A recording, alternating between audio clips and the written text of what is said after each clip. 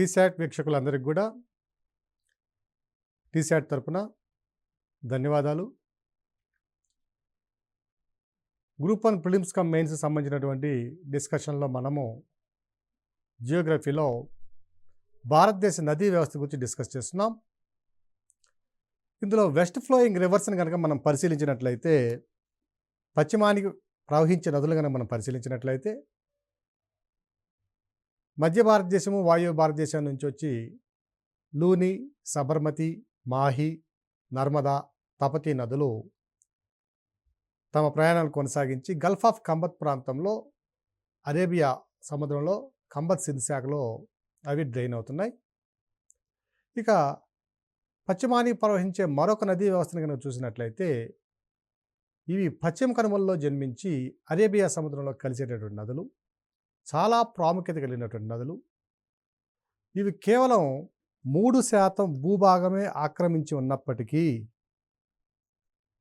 ఈ పశ్చిమ కనుమల నుంచి ప్రవహించే నదులు కేవలం 3% భూభాగాన్ని ఆక్రమించి ఉన్నప్పటికీ, దీనిలో ఉన్నటువంటి మంచినీటి యొక్క పరిమాణం కనుక చూసినట్లయితే 18% నీటి వనరులను కలిగి ఉన్నాయి. సో అంత ప్రాముఖ్యత కలిగిన నీటి వనరులు నదులు ఇవి. అలాగే వీటి యొక్క జల విద్యుత్ శక్తి స్థాపిత సామర్థ్యం కూడా చాలా అధికంగా ఉండేటటువంటి నదులు. కేవలం ఒక 100 నుంచి 150 కిలోమీటర్లు మాత్రమే ప్రయాణించే నదులు అత్యధికంగా జల విద్యుత్ శక్తి స్థాపిత సామర్థ్యం కలిగినటువంటి నదులు ఇవి.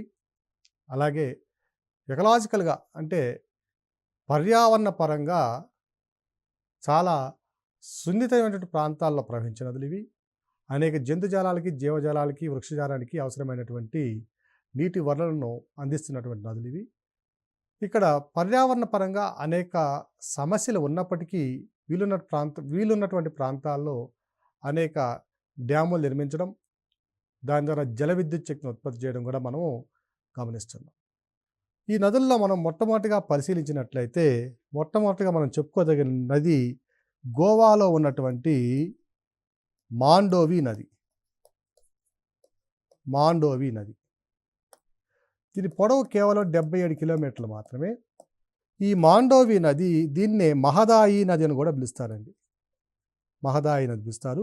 దీని యొక్క జన్మస్థలం కనుక మనం పరిశీలించినట్లయితే, జన్మస్థానం బెల్గావి జిల్లాలోని, కర్ణాటకలోని బెల్గావి జిల్లాలోని భీమ్గఢ్ అనే ప్రాంతం వద్ద జన్మిస్తుంది. కర్ణాటకలోని బెల్గావి జిల్లాలో భీమ్గఢ్ అనే ప్రాంతం వద్ద జన్మిస్తుంది. దీని మీద ఉన్నటువంటి ప్రత్యేకమైన అంశాలను పరిశీలించినట్టు 2 జలపాతాలు ఉన్నాయి దీని మీద. దూద్సాగర్ జలపాతము మరియు వరపోహా జలపాతం కూడా దీని మీద ఉన్నటువంటి ప్రముఖమైన జలపాతాలు. దూద్సాగర్ జలపాతము, వరపోహా జలపాతము, ఇవి మహదాయి నది మీద ఉన్నటువంటి జలపాతాలు ఇవి. అలాగే మహదాయి నది లేదా మాండోవి నది తన ప్రయాణంలో మధ్యలో జువారీ నదిని పాక్షికంగా కలవడం జరుగుతుంది. ఈ కలిసే ప్రాంతంలో ఏమవుతుందంటే మర్మగావో హార్బర్ ఏర్పడుతుంది. సో మర్మగావో హార్బరు ఏ నదుల సంగమం ద్వారా ఏర్పడిందంటే, మాండోవి మరియు జువారీ నదుల సంగమం ద్వారా ఏర్పడినటువంటి హార్బర్ ఇది.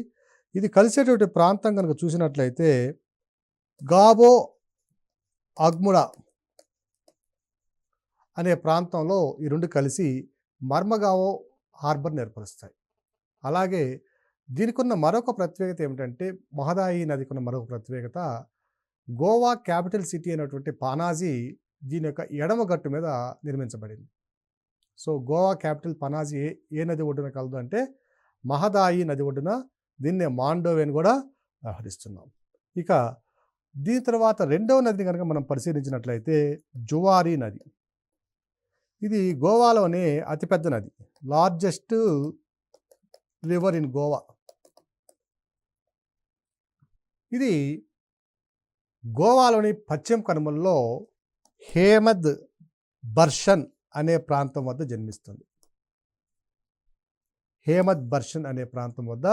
జన్మిస్తుంది. ఇది క్రమంగా వాస్కోడి గామా సిటీ వరకు ప్రయాణిస్తుంది. దీని యొక్క మౌత్ దగ్గర, ఇది ఎక్కడైతే డ్రైన్ అవుతుందో అరేబియన్ సీలో, ఆడ వాస్కోడా గామా అనే ప్రాంతం వద్ద ఇది డ్రైన్ అవుతుంది. ఇది కూడా వాస్కోడా గామా కూడా ఒక పోర్ట్ సిటీ. తర్వాత దీనిది ఈ జువారీ నది నుంచి ఇది మాండోవి నది అయితే, ఇది జువారీ నది అయితే, ఈ మాండోవి నదిని జువారీ నదిని పశ్చిమ కనుమల ప్రాంతం అంతా కూడా పశ్చిమ కనుమలే అండి ఇదంతా కూడా. సో ఈ పశ్చిమ కనుమల్లో ఐరన్ ఓర్ మైనింగ్ అనేది చాలా అధికంగా చేస్తున్నటువంటిది. కొన్ని సందర్భాలలో కర్ణాటక కంటే కూడా గోవా రాష్ట్రం దేశంలోనే అత్యధికంగా ఐరన్ ఉత్పత్తి చేసినటువంటి రికార్డులు కూడా ఉన్నాయి. గోవా చాలా చిన్న ప్రాంతం అయినప్పటికీ కూడా కొన్ని సందర్భాల్లో మొదటి స్థానంలో నిలిచినటువంటి సందర్భాలు కూడా ఉన్నాయి. సో ఇక్కడ ఐరన్ ఓర్ అనేది చాలా ప్రధానమైనటువంటి వెలికితీసే పరిశ్రమ, చాలా ప్రధానమైన పరిశ్రమ. ముడి ఖనిజాన్ని వెలికితీసే పరిశ్రమ. సో ఇక్కడ ట్రాన్స్పోర్టేషన్ ప్రాబ్లం కూడా చాలా వరకు కష్టంగా ఉంటుంది. ఈ ఐరన్ ఓర్ని పోర్టు సిటీస్కి తరలించడానికి కన్నా మర్మగావ్ పోర్టుకి తరలిస్తారు ఇక్కడి నుంచి. అలాగే కొంత ఐరన్ ఓర్ని మన చెన్నై పోర్టుకు కూడా తరలిస్తారు.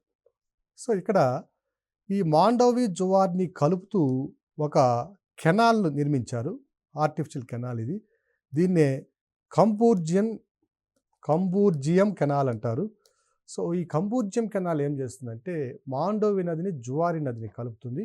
దీని యొక్క ప్రధాన ఉద్దేశము ఈ ప్రాంతంలో వెలికి తీయబడినటువంటి ఇనుప ఖనిజం ఏదైతే ఉందో దానిని సమీప పోర్టు ప్రాంతాలకి తరలించడానికి అనువుగా, నౌకాయానానికి అనువుగా ఈ కాలువని నిర్మించడం జరిగింది. దీని యొక్క ప్రధానమైనటువంటి ఉపనదిని కనుక చూసినట్లయితే మపుసా అనేది ప్రధానమైనటువంటి ఉపనది.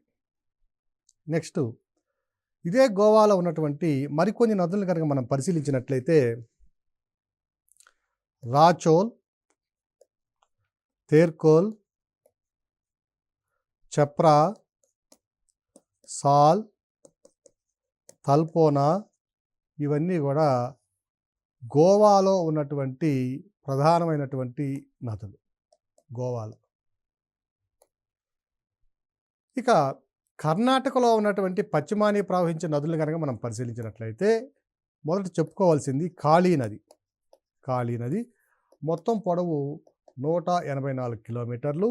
దీని యొక్క జన్మస్థానం వచ్చి ఉత్తర కన్నడ రాష్ట్రంలో జిల్లాలో నార్దర్న్ కన్నడ, ఉత్తర కన్నడ జిల్లాలోని పశ్చిమ కనుమలు దీని యొక్క జన్మస్థానము. పశ్చిమ కనుమలు కాళీ నది. కాళీ నది యొక్క ప్రత్యేకత ఏమిటంటే కాళీ నది ఒడ్డున కార్వార్ పట్టణం ఉంది. కార్వార్. సో ఈ కర్ణాటకలో ఉన్నటువంటి కార్వార్ పట్టణం ఏదైతే ఉందో ఇది ఒక నేవల్ ట్రైనింగ్ సెంటర్, ఇది ఇండియన్ నేవల్ ట్రైనింగ్ సెంటర్ ఇది. ఈ కార్వార్ పట్టణంలో ఉండి రవీంద్రనాథ్ ఠాగూర్ గారు తన రచనలను కొనసాగించారు. ఆయన రచనలో ఆయన యొక్క జ్ఞానపీఠ అవార్డు పొందినటువంటి రచనలో దీన్ని ఏమని వివరించారంటే కాశ్మీర్ ఆఫ్ కర్ణాటక అని వివరించడం జరిగింది. కాశ్మీర్ ఆఫ్ కర్ణాటక అని దీన్ని పేర్కొనడం జరిగింది. సో కాశ్మీర్ ఆఫ్ కర్ణాటక పేరొందినటువంటి కార్వార్ నగరం ఏ నది ఒడ్డున కలదంటే అది కాళీ నది ఒడ్డున కలదు. ఇక మరొక నదిని కనుక మనం పరిశీలించినట్లయితే గంగవల్లి నది. గంగవల్లి నది దీనికి గల మరొక పేరు బెడ్తీ నది. ఇది ఇంతకుముందు ప్రీవియస్ సివిల్స్లో ఇచ్చినటువంటి ప్రశ్న. బెడ్తీ నది. గంగవల్లి నదికి గల మరొక పేరు బెడ్తీ నది. ఇది సౌత్ ధార్వాడ్ అంటే దక్షిణ ధార్వాడ్ జిల్లాలో జన్మిస్తుంది. పశ్చిమ కనుమల్లో సౌత్ ధార్వాడ్ జిల్లాలో జన్మిస్తుంది. దీని యొక్క ప్రత్యేకత ఏమిటంటే చాలా పాపులర్ వాటర్ ఫాల్స్ ఉన్నాయి ఇక్కడ. మగూద్ వాటర్ ఫాల్ లేదా మగూద్ జలపాతం అనేది గంగవల్లి నది మీద కలదు. తప్పనిసరిగా గుర్తుపెట్టుకోవాలి. మగూద్ జలపాతము, మగూద్ వాటర్ ఫాల్ దేని మీద ఉందంటే గంగవల్లి నది మీద కలదు. సో గంగవల్లి నది మీద మనం గుర్తుపెట్టుకోవాల్సిన ఒకే ఒక అంశం ఏమిటంటే మగూద్ జలపాతం ఎక్కడ కలదంటే గంగవల్లి నది మీద కలదు అని మనం తప్పనిసరిగా గుర్తుపెట్టుకోవాలి. కర్ణాటకలోని మరొక ప్రధానమైన నదిని కనుక మనం పరిశీలించినట్లయితే శరావతి నది. ఎన్నోసార్లు ఈ నది మీద ప్రశ్నలు రావడం జరిగింది. దీని యొక్క మొత్తం పొడవు వచ్చి 128 కిలోమీటర్లు. ఇది కర్ణాటకలోని పశ్చిమ కనుమల్లో అంబుతీర్థ అనే ప్రాంతం వద్ద జన్మిస్తుంది. ఇది షిమోగా జిల్లాలో ఉంది. షిమోగా జిల్లా కాఫీ పంటకు బాగా ఫేమస్ అయినటువంటి జిల్లా. శరావతి నది 128 కిలోమీటర్లు పశ్చిమ కనుమల్లో కర్ణాటకలో షిమోగా జిల్లాలోని అంబుతిర్ద అనే ప్రాంతం వద్ద జన్మిస్తుంది. దీని యొక్క ప్రత్యేకత ఏమిటంటే దేశంలోనే ఇంతప్పటి వరకు కూడా అత్యంత ఎత్తైన జలపాతంగా ఇది పేరొందింది. ఆఫ్రికాడ్స్ ప్రకారం అయితే దీనికంటే ఎత్తైన జలపాతం మరొకటి ఉంది.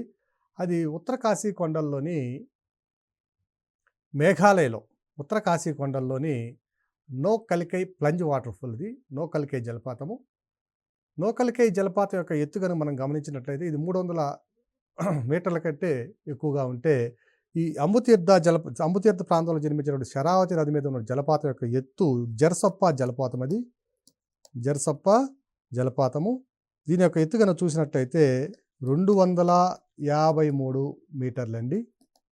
దీనికంటే ఎత్తైన జలపాతం కనుక మనం పరిశీలించినట్లయితే 253 మీటర్లు. నోకలికై జలపాతం కనుక చూసినట్లయితే దీని యొక్క ఎత్తు 335 మీటర్లు.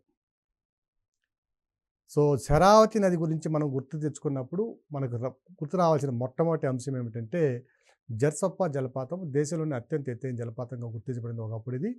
దీని యొక్క ఎత్తు 253 మీటర్లు. ఇది అంబుతీర్థ అనే ప్రాంతం వద్ద జన్మిస్తుంది. దీనికంటే అత్యంత ఎత్తైన జలపాతం దేశంలో నోకలికై జలపాతము. ఇది మనకి కర్ణాటకలో ఉన్నటువంటి నదీ వ్యవస్థల్లో అత్యంత అధికంగా జల విద్యుత్ శక్తిని ఉత్పత్తి చేస్తున్నటువంటి నదీ వ్యవస్థ కూడా శరావతి నది. శరావతి నది మీద ఉన్నటువంటి డ్యామ్స్ కనుక మనం పరిశీలించినట్లయితే జెర్సప్ప డ్యామ్ ఇది 240 మెగావాట్లు. లింగనమక్కి డ్యామ్ మరొకటి శరావతి డ్యామ్ కనుక చూసినట్లయితే 1035 మెగావాట్ల విద్యుత్ శక్తిని ఉత్పత్తి చేస్తుంది. పెద్ద నదీ వ్యవస్థల మీదనే 1035 మెగావాట్లు ఉత్పత్తి చేయడం చాలా కష్టమైన పని. మనము నాగార్జున సాగర్ తీసుకున్నా కూడా నాగార్జున సాగర్ అంత పెద్ద కృష్ణానది మీద కూడా మనం అక్కడ ఉత్పత్తి చేస్తుంది కేవలం 820 మెగావాట్లే. 1400 కిలోమీటర్ల పొడవైన నది కన్నా 4-5 రాష్ట్రాల్లో తన హరివాణాన్ని కలిగి ఉంది. కానీ కేవలం ఒక రాష్ట్రంలోనే తన హరివాణాన్ని కలిగి ఒక 120-130 కిలోమీటర్ల పొడవును ప్రయాణించే ఈ నదులు చాలా అధికమైనటువంటి జల విద్యుత్ శక్తి స్థాపిత సామర్థ్యాన్ని కలిగి ఉన్నాయి అనడానికి ఒక నిదర్శనము ఈ శరావతి నది మీద ఉన్నటువంటి శరావతి హైడల్ పవర్ స్టేషన్ కానివ్వండి, లింగనమక్కి హైడల్ పవర్ స్టేషన్ కానివ్వండి, జెర్సప్ప హెచ్పిఎస్ కానివ్వండి, ఇవన్నీ కూడా అధిక మొత్తంలో విద్యుత్ శక్తి ఉత్పత్తి చేయగలిగినటువంటి సామర్థ్యం కలిగినటువంటి నదీ వ్యవస్థలు. ఒక రెన్యూబుల్ ఎనర్జీ రిసోర్సెస్ చెప్పినప్పుడు దీని గురించి మనం సుదీర్ఘంగా చర్చిద్దాం. ఇక దీని తర్వాత మరొక ప్రాముఖ్యం ఉన్నటువంటి నదిని కనుక మనం పరిశీలించినట్లయితే నేత్రావతి నది. ఈ నేత్రావతి నది యొక్క పొడవు నేత్రావతి నది కేవలం 103 కిలోమీటర్లే. ఇది ఎందుకు చెప్పుకోవాల్సి వస్తుందంటే ఈ నేత్రావతి నది ఒడ్డున ఉన్నటువంటి ఒక ప్రముఖ హిందూ పుణ్యక్షేత్రము, ఒక పిలిగ్రిమేజ్ సెంటర్ గురించి ఉంది కాబట్టి దీని గురించి చెప్పుకోవాల్సి వస్తుంది. ఈ నేత్రావతి నది కూడా కర్ణాటకలోని పశ్చిమ కనుమల్లో జన్మిస్తుంది. దీని యొక్క ప్రముఖమైన అంశం ఏమిటంటే ఈ నది ఒడ్డున ధర్మస్థల మంజునాథ స్వామి ఒక పుణ్యక్షేత్రం అనేది ఇక్కడ వెలిసి ఉంది. ధర్మస్థల మంజునాథ టెంపుల్ ఏ నది ఒడ్డున కలదు అన్నప్పుడు అది నేత్రావతి నది ఒడ్డున కలదని మనం గుర్తుపెట్టుకోవాలి. ఇక వీటితో పాటుగా మరొక నదిని కనుక చూసినట్లయితే వీటిలో అంటే కర్ణాటకలో ఉన్నటువంటి మరొక ప్రాముఖ్యమైనటువంటి వెస్ట్ ఫ్లోయింగ్ రివర్స్ కనుక చూసినట్లయితే అవి చక్రా నది, వరాహి, బారపోలు, అగ్నాశిని, శాంభవి, కుమారధార, పంగళ ఇలాంటి అనేక చిన్న చిన్న నదీ వ్యవస్థలు కూడా కర్ణాటకలో పశ్చిమ కనుమల్లో జన్మించి అన్నీ కూడా అరేబియా సముద్రంలో డ్రైన్ అవుతూ అనేక సందర్భాల్లో మినీ హైడల్ పవర్ స్టేషన్ తమ మీద ఏర్పరచుకొని అధిక మొత్తంలో విద్యుత్తును ఉత్పత్తి చేస్తున్న నదులు ఇవన్నీ కూడా చాలా ఎకలాజికల్గా చాలా ఇంపార్టెన్స్ కలిగినటువంటి నదులు ఇవన్నీ కూడా. దీని తర్వాత మనము కేరళ రాష్ట్రంలో ఉన్నటువంటి నదులను కనుక పరిశీలించినట్లయితే వాటిలో మనం మొట్టమొదటిగా చెప్పుకోవాల్సిన నది పెరియార్ నది. ఇది కేరళ రాష్ట్రంలో ఉన్నటువంటి నదుల్లో అతిపెద్ద మరియు అతి పొడవైనటువంటి నదీ వ్యవస్థ. So it is the largest river system or river in Kerala. కేరళలో ఉన్నటువంటి అతిపెద్ద నది. జన్మస్థానం కనుక చూసినట్లయితే ఇది పెరియార్ టైగర్ రిజర్వ్లో జన్మించి వేంబనాడ్ సరస్సు ద్వారా అరేబియా సముద్రంలో కలుస్తుంది. So Periyar tiger reserve. So కేరళలోని పెరియార్ టైగర్ రిజర్వ్లో జన్మించే నది క్రింది వాన్లో ఏది అంటే అది పెరియార్ నది. కేరళలోని పెరియార్ టైగర్ రిజర్వ్లో జన్మించి వేంబనాడ్ సరస్సు ద్వారా అరేబియా సముద్రంలో కలుస్తుంది. ఇక దీనిపైన ఉన్నటువంటి ప్రత్యేకత ఏమిటంటే ఇడుక్కీ డ్యామ్. ఇడుక్కీ డ్యామ్ చాలా ఫేమస్ డ్యామ్ ఇది. ఇడుక్కీ డ్యామ్ కేరళలో 2018-19 సంవత్సరాల్లో వరదలు వచ్చినప్పుడు ఈ ఇడుక్కీ డ్యామ్ ద్వారా వదలబడినటువంటి నీరు ఆ ప్రాంతంలో కొండ చర్యలు విరిగిపడడానికి కూడా కారణమైంది. ఈ ఇడుక్కీ డ్యాము 2 సహజ సిద్ధమైన కొండల మధ్య నిర్మించబడిన డ్యామ్ ఇది. సిరిమలై, ఆ కొండలు కురవన్ అండ్ కురంతి. కురవన్ అండ్ కురంతి అనే 2 సహజ సిద్ధమైన కొండల మధ్య నిర్మించబడినటువంటి ఒక సి ఆకారంలో లేదా యు ఆకారంలో ఉన్నటువంటి డ్యామ్ ఇది. దీన్ని డిజైన్ చేసిన వారు ఎవరంటే మోక్షగుండ విశ్వేశ్వరయ్య గారు దీన్ని డిజైన్ చేయడం జరిగింది. సో పెరియార్ డ్యామ్ చాలా ఫేమస్ డ్యాము, చాలా పెద్ద డ్యామ్. ఆది శంకరాచార్య జన్మించినటువంటి కలాడి అనే గ్రామం కూడా ఈ పెరియార్ నది ఒడ్డున కలదు. అది కూడా ఒక ప్రధానమైన పాయింట్. అలాగే ఈ పెరియార్ నదిని లైఫ్ లైన్ ఆఫ్ కేరళ అని కూడా వ్యవహరిస్తారు. Life line of Kerala. అలాగే ఆది శంకరాచార్యుల వారు జన్మించినటువంటి కలాడి అనే గ్రామం కూడా ఈ నది ఒడ్డునే ఉంది. దీని తర్వాత గమనించదగినటువంటి మరి ఒక నది ఏంటంటే భరత్ పూజా నది. ఇది 209 కిలోమీటర్లు దీని పొడవు. దీనికి గల మరొక పేరు ఏమిటంటే నీలా రివర్ అంటారు. ఇది కేరళలోని సెకండ్ లార్జెస్ట్ రివర్ సిస్టమ్, 2వ అతిపెద్ద నదీ వ్యవస్థ. దీనికి గల మరొక పేరు నీలా రివర్ అంటారు. ఇది అన్నామలై కొండల్లో జన్మిస్తుంది. అన్నామలై కొండల్లో పశ్చిమ కనుమల్లో జన్మిస్తుంది. పశ్చిమ కనుమల్లోని అన్నామలై కొండల్లో జన్మిస్తుంది. అన్నామలై కొండలు అంటే మనకు తెలుసండి. సో ఇక్కడ తూర్పు కనుమలు పశ్చిమ కనుమలు వచ్చి కలిసిన తర్వాత ఇక్కడ ఈ విధంగా నార్త్ ఈస్ట్ లేదా టువర్డ్స్ నార్త్ వెళ్ళే కొండలు అన్నామలై కొండలు, ఈ విధంగా వెళ్ళే కొండలు ఏమో పళని కొండలు, కిందకి వచ్చే కొండలు యాలకల కొండలు. సో ఈ కొండల్లో పైన ఉన్నటువంటి కొండలు అన్నామలై కొండల్లో జన్మించే నది ఏమిటంటే భరత్ పూజా నది. ఈ భరత్ పూజా నది పాల్ఘాట్ గ్యాప్ గుండా తన ప్రయాణాన్ని సుదీర్ఘంగా కొనసాగిస్తుంది. ఇది కూడా ఇంపార్టెంట్ పాయింట్. పాల్ఘాట్ గ్యాప్ గుండా అత్యధిక దూరం ప్రయాణించినది క్రింది వానలు ఏమిటి అంటే అది భరత్ పూజా నది. సో భరత్ పూజా నది మరో పేరు ఏమిటంటే నీలా రివర్ అని కూడా దీన్ని వ్యవహరిస్తాము. దీన్ని ఈ నదిని కొన్ని ప్రాంతాలలో శోకనాశిని అని కూడా వ్యవహరిస్తారు. శోకనాశిని అని కూడా వ్యవహరిస్తారు. సో భరత్ పూజ మొత్తం పొడవు 209 కిలోమీటర్లు. ఇది అన్నామలై పర్వతాల్లో పశ్చిమ కనుమల్లో జన్మిస్తుంది.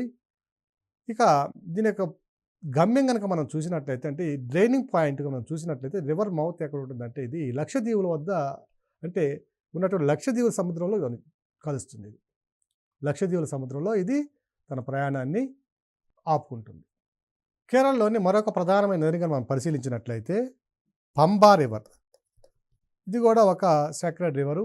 లార్డ్ అయ్యప్ప దేవాలయం ఉన్నటువంటి ఆ ప్రాంతం అంతా కూడా ఈ నది ఒడ్డునే ఉంది, పంబా నది ఒడ్డున.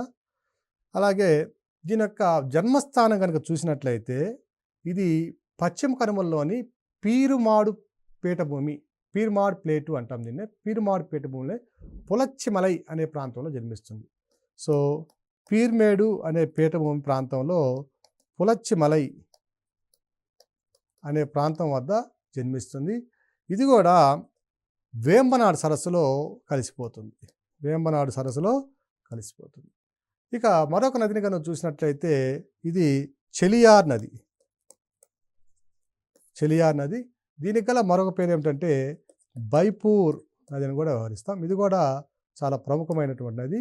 సో ఇవన్నీ కూడా కేరళలో ఉన్నటువంటి ప్రధానమైన నదులు. నీలా రివరు, ఇక Pamba river, Periyar river, Chaliyar river లాంటివి చాలా నదులు. అనేక నదులు పశ్చిమ కనుమల్లో జన్మించి అరేబియా సముద్రంలో తన ప్రయాణాన్ని ముగిస్తున్నాయి. ఇవి భారతదేశంలో ఉన్నటువంటి వెస్ట్ ఫ్లోయింగ్ రివర్స్. ఇక భారతదేశ నదీ వ్యవస్థను గురించి కనుక మనము ఒకసారి కంక్లూజన్లోకి వస్తే కనుక నదీ వ్యవస్థని మనం 3 రకాలుగా వర్గీకరించుకున్నాం. Major river basins, medium river basins, minor river basins. అతిపెద్ద నదీ హరివాణాలు, మధ్యస్థ నదీ హరివాణాలు, చిన్న నదీ హరివాణాలు. అతిపెద్ద నదీ హరివాణాలు అంటే 20,000 చదరపు కిలోమీటర్ల కంటే ఎక్కువ వైశాల్యం లేదా ఆయకట్టు కలిగినటువంటివి. ఇవి భారతదేశంలో మేజర్ రివర్ బేసిన్స్ వచ్చి 14 నదులు ఉన్నాయండి. అతిపెద్ద నదీ హరివాణాలు 14 ఉన్నాయి. ఇక మీడియం రివర్ బేసిన్స్ నదులు వచ్చి మేజర్ రివర్ బేసిన్స్ వచ్చి 85% భూభాగాన్ని ఆక్రమిస్తున్నాయి. అంటే మొత్తం నదీ హరివాణాల వైశాల్యంలో 85% ఆక్రమిస్తున్నాయి ఇవి. ఇక మీడియం రివర్ బేసిన్స్ అంటే 2,000 చదరపు కిలోమీటర్ల నుంచి 20,000 చదరపు కిలోమీటర్ల హరివాణం అంటే ఆయకట్టు ప్రాంతము క్యాచ్మెంట్ ఏరియా కనుక కలిగి ఉంటే దాన్ని మధ్యస్థ హరివాణం అంటున్నాం. ఈ మధ్యస్థ నదీ హరివాణాలు భారతదేశంలో 44 ఉన్నాయండి. ఇవి మొత్తం మీద 7% మొత్తం నదీ హరివాణంలో వైశాల్యాన్ని ఆక్రమిస్తుంది. ఇక అతి చిన్న నదీ హరివాణాలు అంటే catchment area less than 2,000 square kilometres కంటే కనుక తక్కువ ఉంటే వాటిని అతి చిన్న నదీ హరివాణాలు అంటున్నాం. ఇవి భారతదేశంలో మొత్తం చిన్న నదీ హరివాణాలు వచ్చి మైనర్ రివర్ బేసిన్స్ వచ్చి భారతదేశంలో మొత్తం వచ్చి ఇవి 55 నదులు ఉన్నాయి. ఇవి మొత్తం మీద ఒక 8% వైశాల్యాన్ని ఆక్రమిస్తుంది.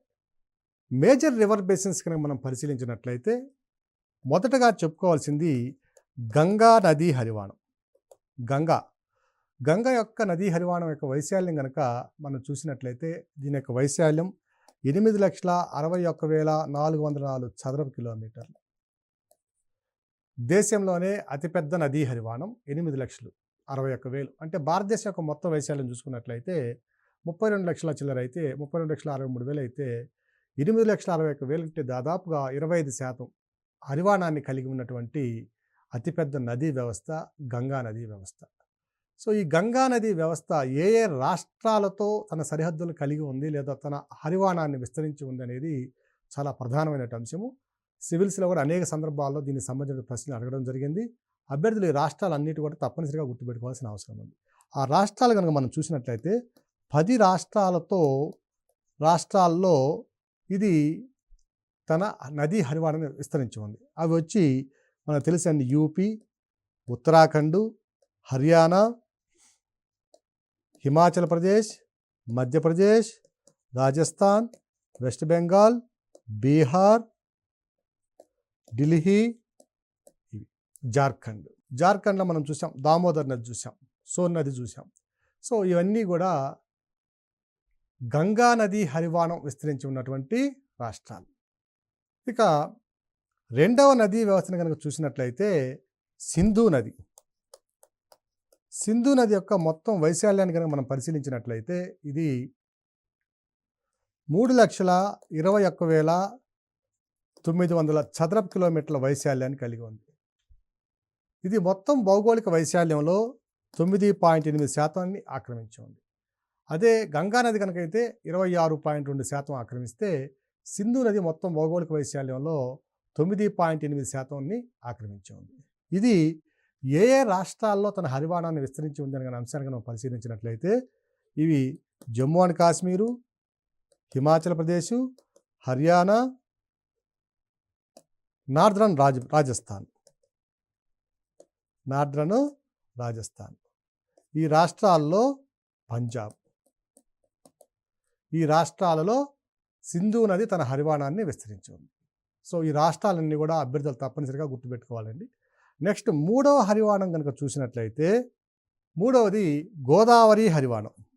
మనము ప్రధాన నదీ హరివాణం చర్చిస్తున్నాం. మూడవది గోదావరి యొక్క వైశాల్యము 3,12,812 చదరపు కిలోమీటర్లు. గోదావరి హరివాణం మనం ఏ రాష్ట్రాల్లో విస్తరించిందో మనం చూసాము. అవి మహారాష్ట్ర,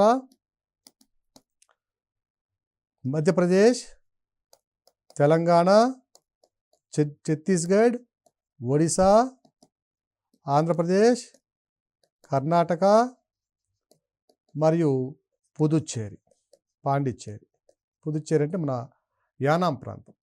ఈ రాష్ట్రాలలో గోదావరి తన హరివాణాన్ని విస్తరించి ఉంది. మొత్తం వైశాల్యం చూసినట్లయితే 3,12,812 చదరపు కిలోమీటర్లు. ఇది సుమారుగా 9.5% ఆక్రమిస్తుంది. 9.5% ఆక్రమిస్తుంది. 4వ హరివాణాన్ని కనుక పరిశీలించినట్లయితే ఇది Krishna river basin. Krishna river దీని యొక్క వైశాల్యం కనుక చూసినట్లయితే 2,58,948 చదరపు కిలోమీటర్ల వైశాల్యాన్ని కలిగి ఉంది. ఇది వచ్చి సుమారుగా 7.9% భౌగోళిక వైశాల్యంలో, భారతదేశ యొక్క మొత్తం వైశాల్యం 7.9 భౌగోళిక శాతంలో భౌగోళిక వైశాల్యం కలిగి ఉంది.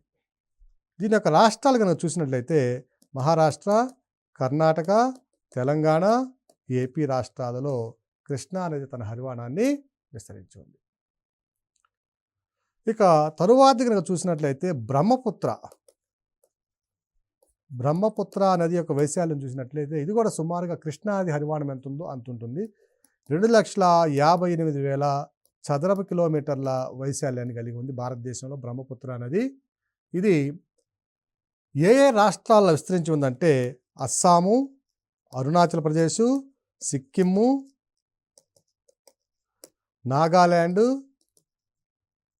మేఘాలయ. అభ్యర్థులందరూ కూడా ఈ రాష్ట్రాలు తప్పనిసరిగా గుర్తుపెట్టుకోవాలి. అస్సాము, అరుణాచల్ ప్రదేశ్, సిక్కిము, నాగాల్యాండ్, మేఘాలయ. సో ఇది కూడా సుమారుగా 7.4% చదరపు కిలోమీటర్ల వైశాల్యం, అంటే 7 ఈ సెంటెన్స్ తీసేయండి. ఇది కూడా సుమారుగా భారతదేశ భౌగోళిక వైశాల్యంలో 7.4% హరివాణాన్ని కలిగి విస్తరించింది. ఇక మనము అనేక సందర్భాలలో ఏ నదులు ఒడ్డున ఏ పట్టణాలు ఉన్నవి అనే అంశాన్ని పరిశీలించాం. దాదాపుగా ప్రాముఖ్యత కలిగి ఉన్నటువంటి నది ఒడ్డున ఉన్నటువంటి పట్టణాలను కూడా మనం గమనించడం జరిగింది. అలాగే ఈ నదులు ఎదుర్కొంటున్నటువంటి సమస్యలను కూడా మనం కొంతమేర చర్చించాము. వీటితో పాటుగా భారతదేశంలో ఉన్నటువంటి నదుల ప్రాముఖ్యతను కూడా మనం తెలుసుకోవాల్సిన అవసరం ఉంది. ఈ నదుల ప్రాముఖ్యత, ఈ నదులలో ఉన్నటువంటి సమస్యలు, ఈ అంశాలన్నింటినీ కూడా మరొక సెషన్లో చర్చిద్దాం.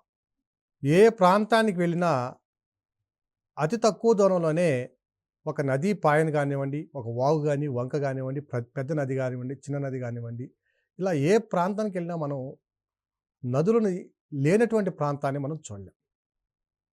భారతదేశంలో ఉన్న నదీ వ్యవస్థే భారతదేశానికి ఒక వెన్నెముక లాంటిది.